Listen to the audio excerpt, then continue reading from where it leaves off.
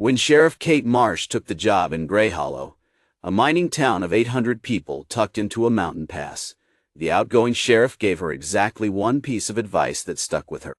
On foggy nights, turn your radio off before you drive home.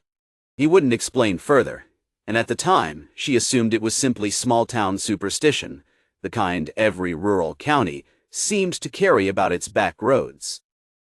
She learned otherwise within her first month. Gray Hollow had a long, quiet pattern of people vanishing on foggy nights, stretching back further than anyone in town could reliably date.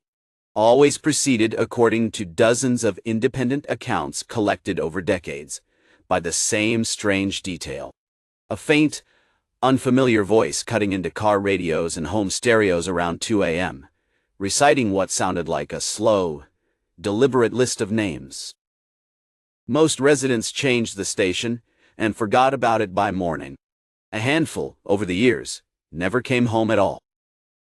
Kate filed it under local legend until her third month on the job, when a 19-year-old named Cole Petrie failed to return from a late shift at the gas station on Route 9. On a foggy Tuesday night, having texted a friend 20 minutes earlier that the radio's doing the name thing again, kinda creepy lol.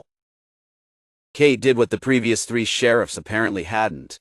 She pulled every missing persons file connected to Gray Hollow going back 50 years, and actually plotted them on a map. 11 disappearances in total, all on nights with heavy fog, all within a 2-mile radius of the long-abandoned Corbett Mining Company complex on the ridge above town. The Corbett mine had closed in 1974, following what the official record described only as an operational incident. Kate requested the original incident report from the state archive and found it heavily redacted, missing pages, and curiously light on detail for an event that, according to a single surviving local newspaper clipping, had killed at least 14 miners in a single night. 14 deaths. 11 names on the ridge, unresolved for decades. Kate began to suspect the 2 numbers weren't a coincidence, and that whatever was on that frequency, someone, somewhere, was still keeping a very specific and very deliberate list.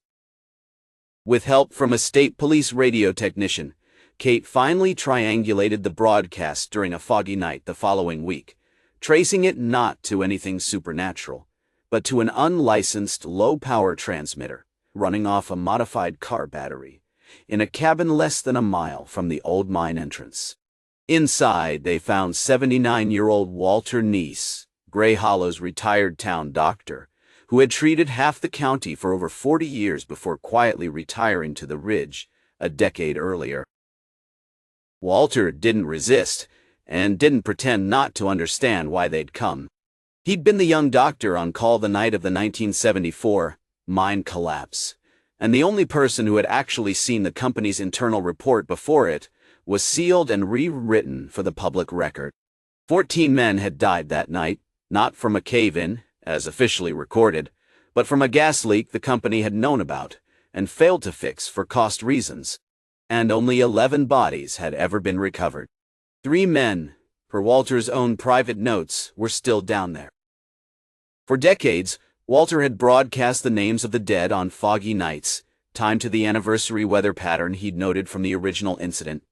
Not to lure anyone, he insisted, but simply to make sure the names were said aloud somewhere, since the company never would, and the county never had. The disappearances, it turned out, weren't caused by Walter at all, at least not directly.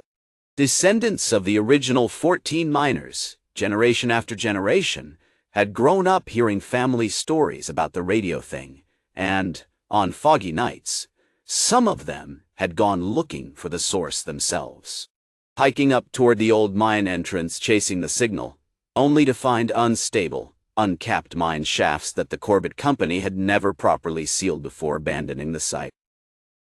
Cole Petrie, Kate's missing 19-year-old, was found alive 4 days later, having fallen through a collapsed access shaft, while investigating the signal out of curiosity, surviving on a water bottle and sheer luck until rescue crews, finally searching the right 2-mile radius for the first time in 50 years, reached him. Records of the other 10 disappearances, cross-referenced against Walter's own broadcast list, strongly suggested the same fate for at least several of them. Lost not to any person, but to a hazard the mining company had buried along with its own guilt. Walter Nisi was charged with operating an unlicensed transmitter, a minor offense that earned him a fine and a stern warning rather than any real punishment. But his decades of quiet illegal broadcasting had done something the state itself never had. It kept a 50-year-old cover-up alive in people's memory long enough for someone to finally ask the right questions.